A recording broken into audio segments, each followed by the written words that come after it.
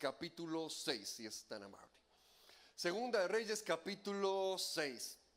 Bueno, ya que estamos a un par de días de Halloween, permítame contarle una historia de terror. Y de verdad lo es. Sí, Segunda de Reyes, capítulo 6, el versículo 24. Dice así: algún tiempo después, Ben-Hadad, rey de Siria, movilizó todo su ejército para ir a Samaria y sitiarla. El sitio duró tanto tiempo que provocó hambre terrible en la ciudad, a tal grado que una cabeza de asno llegó a costar 80 monedas de plata. Y un poco de algarroba, comida de los cerdos, 5. Un día, mientras el rey recorría la muralla, una mujer le gritó: sálvenos, su majestad. Si el Señor no te salva, respondió el rey, ¿de dónde voy a sacar yo comida para salvarte? ¿Del granero, del lagar? ¿Qué te pasa? Ella se quejó: esta mujer me propuso que le entregara a mi hijo para que nos lo comiéramos hoy y que mañana nos comeríamos el de ella. Pues bien, cocinamos a mi hijo y nos lo comimos, pero al día siguiente, cuando le pedí que entregara a su hijo para que nos lo comiéramos, resulta que ya lo había escondido. Al oír la queja de la mujer, el rey se rasgó las vestiduras, luego reanudó su recorrido por la muralla y la gente pudo ver que bajo su túnica real iba vestido de luto. Que Dios me castigue sin piedad, exclamó el rey, si hoy mismo no le corto la cabeza a Eliseo, hijo de Safat. Mientras Eliseo se encontraba en su casa sentado con los ancianos, el rey le envió un mensajero, y antes de que llegara, Eliseo le dijo a los ancianos: ahora ven cómo este asesino envía a alguien a cortarme la cabeza. Pues bien, cuando llegue el mensajero, atranquen la puerta para que no entre, ya oigo detrás de él los pasos de su señor. No había terminado de hablar cuando el mensajero llegó y dijo: esta desgracia viene del Señor, ¿qué más se puede esperar de él? Verdaderamente una historia de terror. Los niños, yo creo que en casi todas las sociedades, si no en todas, son importantes, ¿verdad? Tienen eso, ¿verdad? Un chiquito, ¿verdad? Una risa de un chiquito le alegra a uno el peor día, ¿verdad? Un abrazo de un chiquito se siente riquísimo, ¿verdad? Los niños son tan valiosos, ¿verdad? Tan lindos. Y para el pueblo de Israel, por supuesto que era así. El pueblo de Israel le daba mucha importancia a lo que era la sucesión. De hecho, en la genealogía se puede ver eso. Hay documentos de Mesopotamia que tienen genealogías de 3 o 4 generaciones. Pero cuando usted lee la Biblia, encuentra genealogías de hasta 34 generaciones. Y la mayoría van de 5 a 12. Entonces, para el pueblo de Israel, esa idea de dar continuidad, esa idea de padres e hijos era sumamente importante, era sumamente valiosa. Y podríamos decir entonces que tal vez aún más de pueblos que los rodeaban a ellos. Los niños eran parte integral de la vida en la casa, ¿verdad? No habían escuelas y toda la familia trabajaba junta para salir adelante. Así que el tener un niño, ¿verdad? Se iba todas las mañanas a trabajar al campo con sus papás, ¿verdad? Trabajaban juntos todo el día desde pequeños. Y una persona sabía que tenía futuro cuando tenía niños. Porque los niños, obviamente en ese momento, como no había servicios a nivel social, un niño se aseguraba de que iba a cuidar a sus papás cuando fueran ancianos. Así que un adulto podía estar tranquilo sabiendo que había un niño en su familia, porque iba a haber alguien que le pudiera cuidar cuando no se pudiera cuidar a sí mismo. Y iba a haber alguien en la familia que iba a estar ahí cerca de ellos, ¿verdad? Así que los niños de verdad eran literalmente el futuro. Usted, si no tenía un niño, no tenía futuro. Son sumamente importantes, tenían un gran valor. Y por eso lo aterrorizante de esta historia. Y no solo eso, porque quisiera empezar a contarle un par de cosas. El canibalismo se menciona 6 veces en el Antiguo Testamento. El canibalismo, un ser humano comiéndose a otro ser humano. Se menciona 6 veces en el Antiguo Testamento. Y las 6 veces tienen varias cosas en común. Varias cosas siempre suceden cuando se menciona a un ser humano alimentándose de la carne de otro ser humano. Una de ellas es que en la Biblia solamente pasa dentro del pueblo de Dios. Usted nunca va a encontrar en la Biblia, y los egipcios se comieron a sus hijos, o los cananeos se comieron a sus hijos. Siempre, las 6 veces que se menciona el canibalismo, está hablando de algo que está sucediendo dentro del pueblo de Dios. Vea lo alarmante, lo aterrorizante de esta historia. Dentro del pueblo de Dios. Y no estamos hablando de los tiempos primitivos de Génesis, ¿verdad? Cuando no había ley, ¿verdad? Y que todo parecía que era así, como que apenas estaban las cosas empezando a acomodarse. Todo empieza a suceder a partir de que les es entregada la ley y tienen muy claro qué es bueno y qué es malo, qué se debe hacer y qué no se debe hacer. Le sucede al pueblo de Dios en los momentos en los que ya conocen muy bien qué agrada a Dios y qué no le agrada a Él. Lo segundo es que las 6 veces que se menciona, siempre son papás comiéndose a los hijos. Las 6 veces.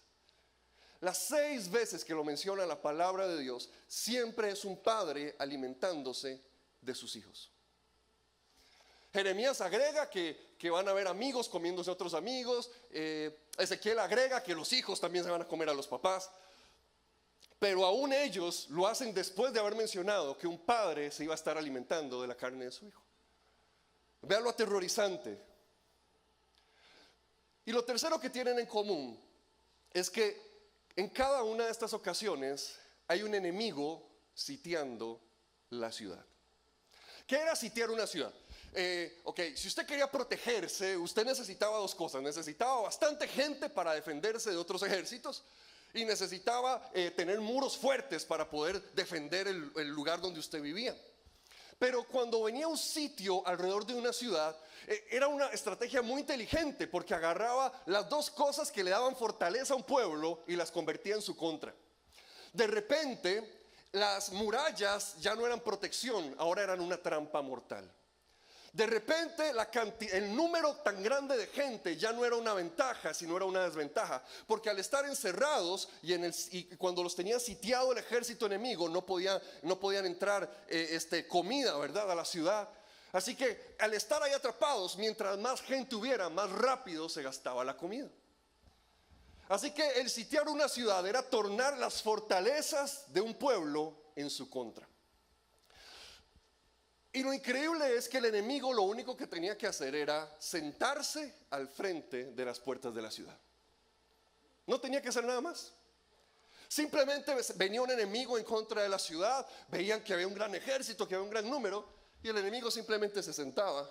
Ellos cerraban las puertas y poco a poco empezaban a volverse unos en contra de otros dentro de esa ciudad. Y el enemigo no movía un dedo. El enemigo no sudaba una gota. El enemigo simplemente se sentaba al frente y esperaba. Y si daba suficiente tiempo, la ciudad o se rendía o moría. Pero el enemigo iba a ganar una vez que tenía sitiada la ciudad. Y eso es lo que estaba pasando aquí. Y eso sucede en cada una de las 6 veces que se menciona el canibalismo en el Antiguo Testamento. La primera vez que se habla de esto es en Levítico capítulo 26. Levítico 26 es cuando se habla de la desobediencia. Y se habla de las consecuencias de que el pueblo de Dios desobedezca al Señor. Y empieza, es como una escalera descendente. Empieza diciendo, bueno, si desobedeces al Señor, si te alejas de la palabra del Señor, vas a empezar a huir sin que nadie te persiga. Ahora se vuelve paranoico. Vas a empezar a escapar sin que nadie te ande persiguiendo. Después dice, no disfrutarás el fruto de tu trabajo, alguien más se lo va a comer. Después agrega, vendrán bestias del campo y atacarán a tus hijos, atacarán a tus niños. Después dice, vendrán ejércitos extranjeros, te sitiarán y vendrán a rodearte para destruirte. Después de eso dice, una vez sitiados, los padres van a comerse a sus hijos. Y después de eso termina diciendo, y van a ser llevados cautivos, van a ser llevados prisioneros a otro país donde van a morir fuera de la tierra que les he prometido. Entonces, como que poco a poco, ¿verdad? Cuando el pueblo abre las puertas al pecado, cuando el pueblo se aleja de Dios, empieza a bajar poco a poco, hasta que la situación se vuelve horrible, terrible, hasta que están en una trampa mortal rodeados por el enemigo. Cuando le dijeron a Jesús, ok, ¿Cuál es el mandamiento más importante? Jesús respondió dos cosas. Dijo, lo más importante, usted sabe que cumple todos los mandamientos de la Biblia si ama a Dios sobre todas las cosas y ama a su prójimo como a usted mismo. Jesús todo eso lo resumió, ¿verdad? Si amamos a Dios sobre todas las cosas y amamos a nuestro prójimo como a nosotros mismos.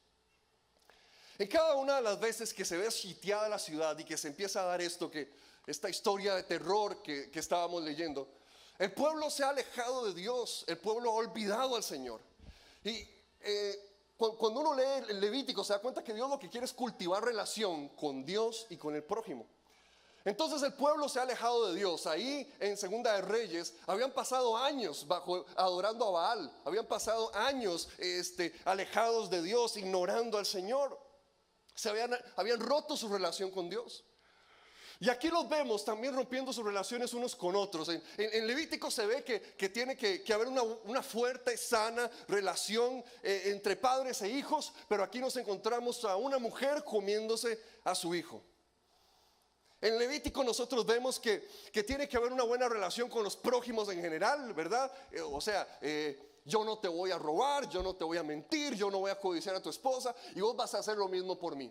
Eso establece una relación sana, una relación donde podemos crecer como hermanos, ¿verdad? Ayudarnos mutuamente. Pero aquí nosotros nos encontramos a gente vendiendo, lucrando con el dolor ajeno, ¿verdad? Vendiendo las cabezas de asna, vendiendo la comida de ganado, lucrando con lo que le está faltando a otros. Hace unas semanas vimos esto en Costa Rica y me imagino que todavía está pasando en algunos lugares. Por la tormenta que vino, por Nate, empezó a salir en las noticias que ciertas tiendas empezaron a subir el precio del arroz, el precio de los frijoles. Empezaron a cobrar más caro cocinas y refrigeradoras. ¿Por qué? Porque como le falta al hermano, yo voy a ganar. Voy a lucrar del dolor que él tiene ahorita. Y eso es lo que estaba pasando aquí en el pueblo de Israel. Estaban lucrando de que al otro le faltaba. Estaban lucrando porque al otro le dolía y no le quedaba de otra. Tenía que comprar esto o comerse a sus hijos. En Levítico también se tiene que cultivar la relación con la gente vulnerable, con el extranjero, con el pobre, ¿verdad? Con el que no se puede defender a sí mismo. Pero aquí se ha roto por completo. Estas dos mujeres obviamente eran pobres, no tenían plata porque no compraron una cabeza de asno, no compraron comida de ganado, tuvieron que hacer esa atrocidad.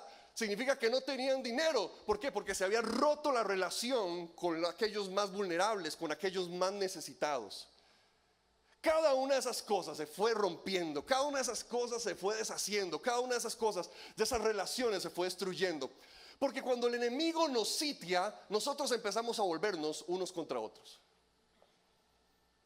Cuando el enemigo nos pone en una situación de ese estrés, donde nos sentimos atrapados, donde tuvimos la genial idea de hacer algo y no nos salió, donde el enemigo ha venido a capturarnos y no podemos salir, no podemos escapar, estamos contra la pared.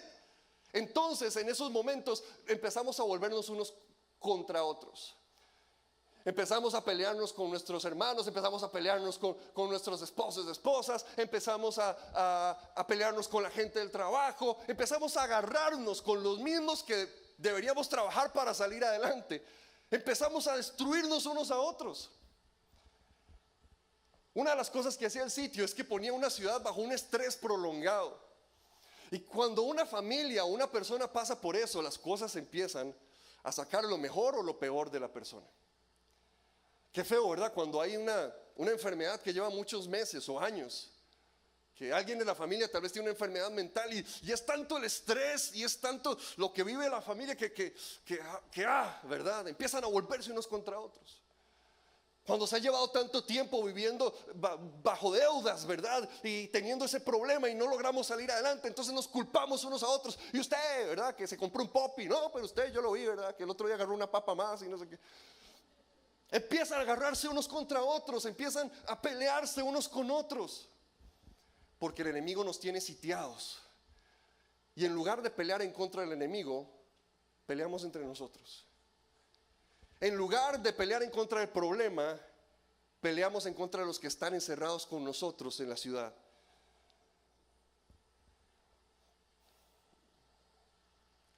estas mujeres llegaron al punto donde ellas pensaron, no tengo ninguna otra opción. Cuando yo leí esa historia me impresionó tanto porque yo esperaría que la mujer se hubiera quejado o contra el rey o contra Dios, ¿verdad?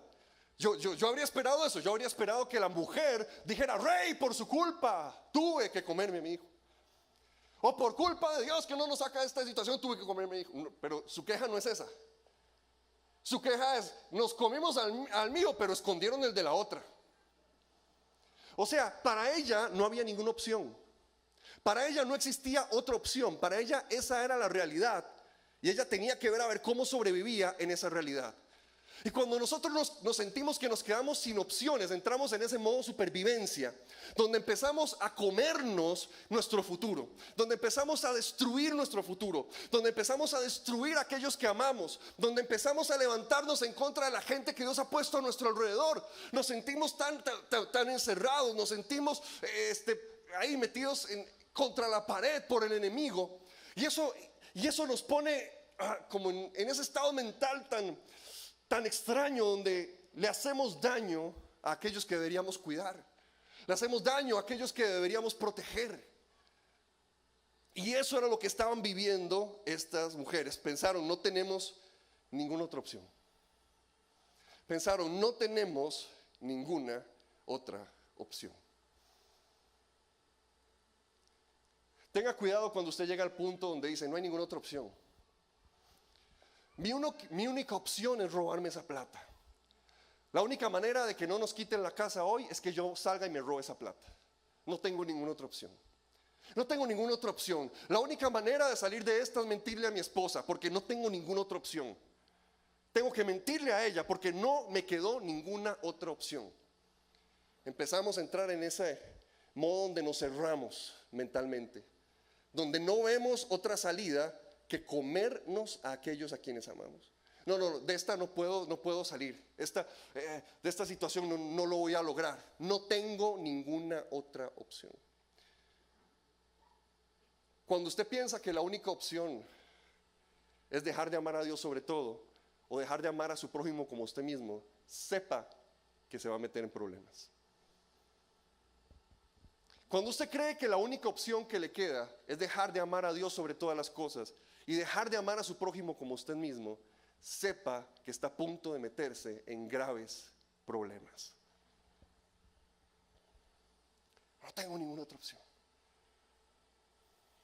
Hace unas semanas en Nueva Delhi publicaron el estudio global para ponerle fin a la violencia infantil. Y una de las cosas que dice ese estudio que publicaron es que cada año 1.4 billones de niños sufren violencia. Cada año 1.4 billones de niños sufren violencia en el mundo. Y una de las cosas que vieron en ese estudio es que cuando hay un homicidio, cuando matan a un niño de 0 a 4 años, las mayores posibilidades fue que el homicidio lo cometió uno de los papás. Cuando se trata de niños pequeños y se investigan los asesinatos de niños pequeños, se dan cuenta que la mayoría de esos casos es porque uno de los papás estuvo involucrado. Nosotros leemos esa historia, ¿verdad? Y pensamos, uy, qué raro, qué raros eran los tiempos bíblicos, por dicha eso ya no pasa.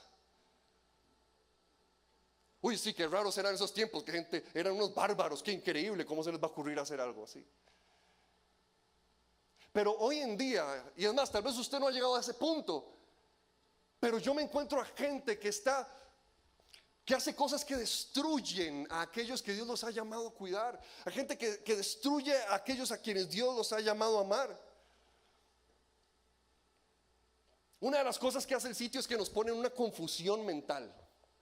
De repente para esta mujer fue una buena idea. Mira, sí, me lo voy a comer a Huila, ¿verdad? O sea, de repente esa era la mejor idea que podía tener para salir adelante, para sobrevivir. No fue, voy a decirle al rey antes de hacerlo, ¿verdad? No fue, voy a ver qué puedo hacer, o no sé, o lo que sea, no sé, ¿verdad? Algo podría haberse hecho, tal vez si hubiese hablado, tal vez si hubiese dicho, el rey hubiera hecho todo antes, porque después de esa reacción del rey, la ciudad fue libre. Tal vez pudo haber hecho algo antes para que el rey reaccionara, pero no. Porque cuando estamos en ese estado que somos sitiados por el enemigo, que nos sentimos estresados y atrapados, no pensamos claro, no pensamos bien y empezamos a confundir cosas. He escuchado a gente confundir cosas como el perdón, ¿verdad? Ay, es que abusaron de mi hijo, abusaron de mi hija, pero como somos cristianos lo vamos a perdonar. ¿Y qué significa eso? Están diciendo, como somos cristianos no vamos a denunciar al abusador. Y empezamos a confundir perdón con dejar pasar las cosas. Empezamos a confundir justicia con venganza. Porque, o sea, venganza es ir y apuñalar al infeliz, que Dios lo bendiga, ¿verdad? Venganza es ir a apuñalarlo, ¿verdad? Justicia es ir a denunciarlo. Y en la Biblia, Dios siempre le reclama a su pueblo una y otra vez: ¿por qué no hicieron justicia con el que lo necesitaba? ¿Por qué no protegieron al vulnerable, al que no se podía defender por sí mismo?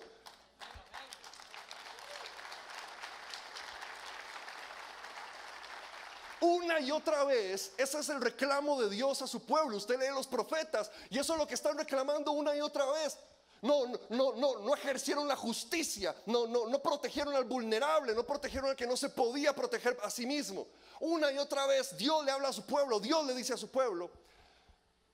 Pero nosotros espiritualizamos las cosas solamente porque nos da miedo confrontar a esa persona.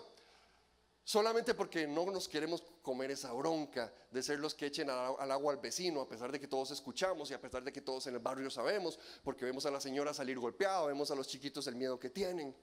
Pero yo no me quiero comer ese problema. A pesar de que en Costa Rica cualquier persona puede llamar al 911 y hacer una denuncia anónima.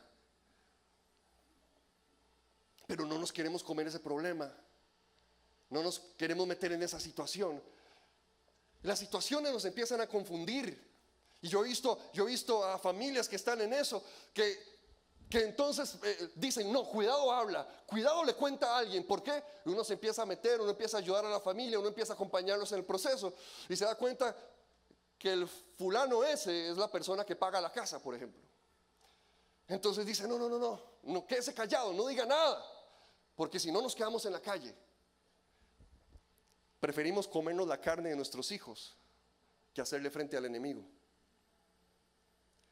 Y así pasa en muchas áreas. De nuevo, puede ser un engaño a tu cónyuge, puede ser algo que tomar algo que no es tuyo. Empezamos a comernos la carne de aquellos que deberíamos estar cuidando, en lugar de hacerle frente a nuestros enemigos de la mano de Dios. Y el problema es que cuando estamos en esos momentos nos empezamos a juntar con gente que nada que ver. Escuché un día esto, la frase que decía: la miseria ama la compañía. La miseria ama la compañía. Porque alguien que está en problemas usualmente se busca a alguien que tal vez no le va a dar los mejores consejos. Y esa mujer con su niño iba caminando por la ciudad, tenía mucha hambre y llegó una amiga. Y le dice, mira, él está gordito, ¿qué te parece? ¿Por qué no? Nosotros aquí con tanta hambre, ve los cachetes.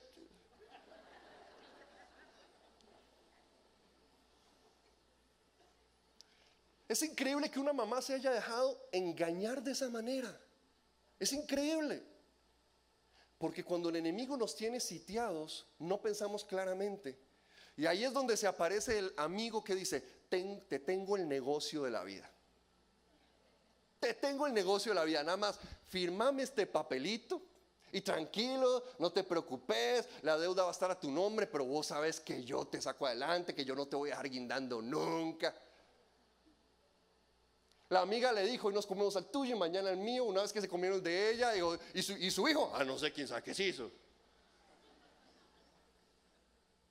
Porque cuando estamos ahí estresados, sitiados por el enemigo, que nos sentimos que no tenemos opción ni salida, empezamos a dejarnos engañar por personas que se acercan a nosotros, porque decimos, no hay otra opción, no hay otra opción. Y ahí es cuando una persona acepta una relación con alguien que está abusando de ella, que está agrediéndolo. ¿Por qué? Porque dice, es que no hay otra opción. Si no me quedo solo, si no me quedo sola, no hay otra opción, necesito esta relación enfermiza, no hay salida. Y empezamos a aceptar, a meternos, a sacar la cara por gente que no deberíamos hacerlo, a aceptar hacer favores que sabemos que van en contra de la voluntad de Dios. Empezamos a escuchar a personas que no deberíamos escuchar, porque nos sentimos tan atrapados y sin salida. Y eso fue lo que le pasó a esa mujer. Pero ¿cómo salimos? Pues lo primero que habla el Levítico para revertir la maldición que cae, lo primero que habla el Levítico es que dice, vuélvanse a Dios, búsquenlo a Él, arrepiéntanse. Si le he fallado a mi relación con Dios, la voy a afirmar. Si he fallado a mi relación con mis hermanos, la voy a reafirmar. El enemigo nunca me va a poner en contra ni de mi Dios, ni de mis hermanos, ni de mi familia. El enemigo nunca me va a poner en contra de aquellos con los que Dios me ha rodeado. El enemigo nunca me va a poner en contra de mi relación con el Señor.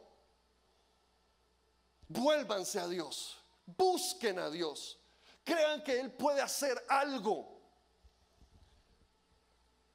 Porque cuando empezamos a buscarlo a Él, cuando empezamos a correr a su presencia, Dios dice, si confiesan, ahí en Levítico 26, del 40 al 46, lo puede buscar después, pero si confiesan, empieza a decir un montón de bendiciones y cosas que van a pasar ahora por el perdón de Dios, pero dice, yo recordaré el pacto que hice con ustedes a su favor. Si se vuelven, ¿verdad? Si logran recuperarse de ahí, si caen en conciencia y dicen, no, voy a buscar a Dios con todo mi corazón. El enemigo me tiene rodeado, el enemigo me hace pensar que no queda ninguna otra opción, pero yo no creo eso. Mi Dios es más grande, mi Dios es más poderoso, mi Dios es más fuerte, mi Dios me va a sacar de esta. Empiece a buscar a las personas correctas. El rey se volvió de alguna manera a Dios, tal vez no de la mejor manera, tal vez no de la manera más linda, ¿verdad? Porque cuando se volvió hacia Eliseo y lo mandó a buscar, en realidad, me parece muy interesante que el profeta, quien es quien representa a Dios, ¿verdad? En esta historia, el profeta estaba sentado con los ancianos de la ciudad, con todos los líderes de la ciudad. Todos los grandes líderes de la ciudad habían buscado al profeta, menos el rey. Todos estaban con Eliseo, menos el rey. El rey era el único que había ignorado el volverse al Señor, el buscar el rostro de Dios, el buscar una palabra de Dios. Bueno, al final lo hizo de una que otra manera. Hermano, a veces buscamos a Dios enojados, a veces buscamos a Dios bravos. Tranquilo, busque a Dios. A veces buscamos a Dios bravos con Él. Tranquilo, busque a Dios. El momento en el que usted empiece a expresar su corazón a Él, el momento en el que usted, si quiere, se empieza a quejar con Él, usted va a ver la gracia y la presencia de Dios que van a empezar a venir sobre su corazón de una manera que usted no lo esperaba.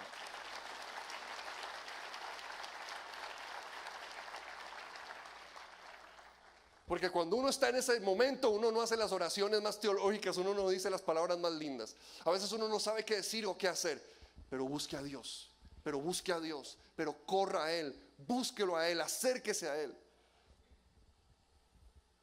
Y una vez que lo buscamos a Él, que corremos a Él, una vez que empezamos a escuchar a esas personas, que Dios sí habla a través de ellos, que Dios sí pone, que sí viven de acuerdo a su palabra, que sí nos muestran gente que de verdad encarna la palabra de Dios, como aquí también lo era Eliseo.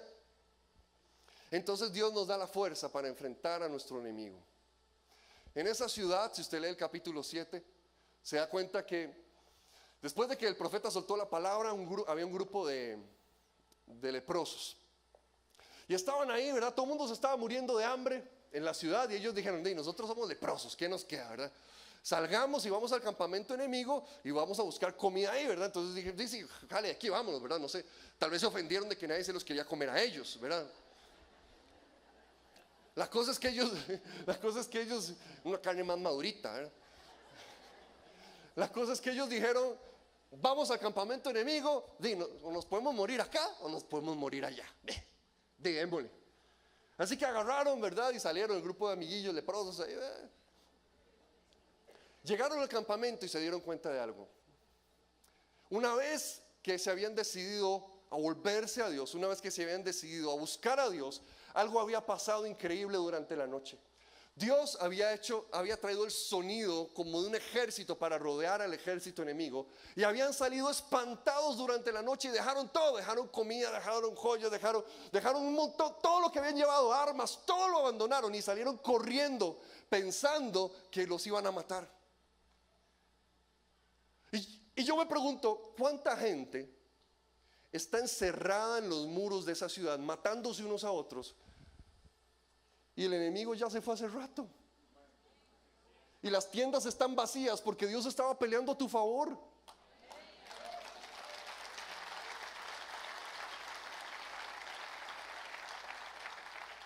¿Cuántas veces simplemente por tener ese miedo de enfrentar al enemigo cara a cara, no nos hemos dado cuenta que Dios pelea por nosotros? Hermano, no importa qué tan feroz se vea el enemigo, no importa lo fuerte que parezca, no importa el número de tiendas que usted vea frente a la ciudad, déjeme decirle algo: abra esas puertas en el nombre de Jesús, salga caminando, marchando en la presencia del Señor, porque Dios va contigo como poderoso gigante, dice la palabra del Señor.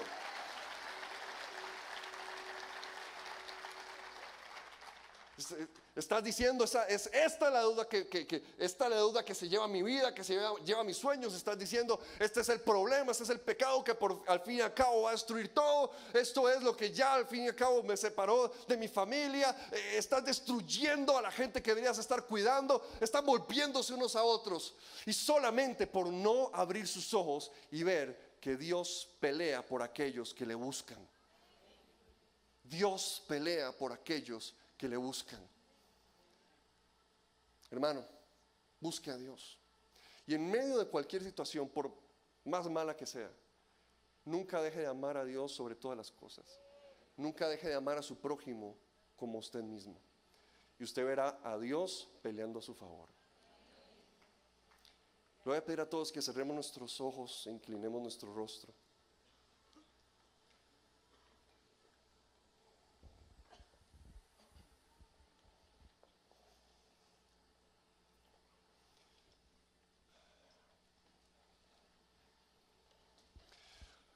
Lo primero que cualquier persona necesita para hacerle frente a la vida, porque la vida siempre nos va a traer enemigos, la vida siempre nos va a poner en un momento donde nos sentimos encerrados, y lo primero que necesita cualquier persona es estar de la mano con Dios, es entregarle su vida al Señor y confiar en Él.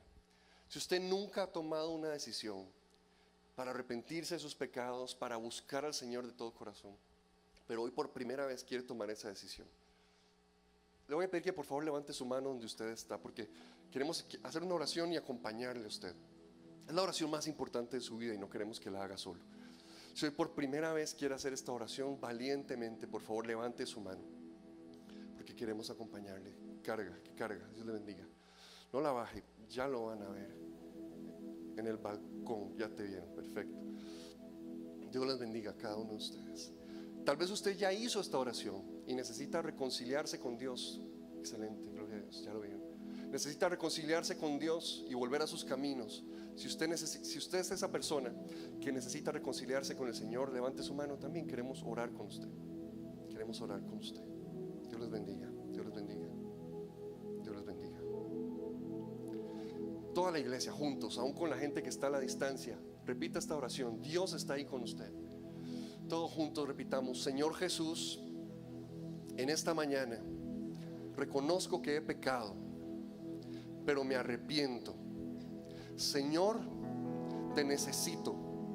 Mi enemigo me ha rodeado y solo no puedo. Señor, haz un milagro. Lava las cosas que yo no puedo quitar de mi corazón. Señor, abre mis ojos a lo que tu mano está haciendo. Me atrevo a confiar que tú eres mi única esperanza, que me amas lo suficiente como para perdonarme y darme una nueva oportunidad.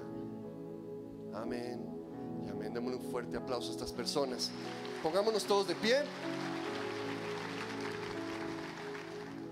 Y por favor, le pido al equipo de administración y los pastores si pueden pasar adelante. No sé si te has sentido encerrado o por qué te has sentido sitiado por el enemigo. Por hoy vamos a orar y Dios va a hacer un milagro en el nombre de Jesús. Va a abrir camino donde no se ve camino. Va a abrir opciones donde pareciera que no hay ninguna opción. Dios va a hacer un milagro. Dios va a hacer un milagro a personas que están luchando. Tal vez están en ese momento donde dicen: si dejara de ser fiel a Dios o a otros en esto. Pero tú has dicho: no lo voy a soltar, no me voy a dejar.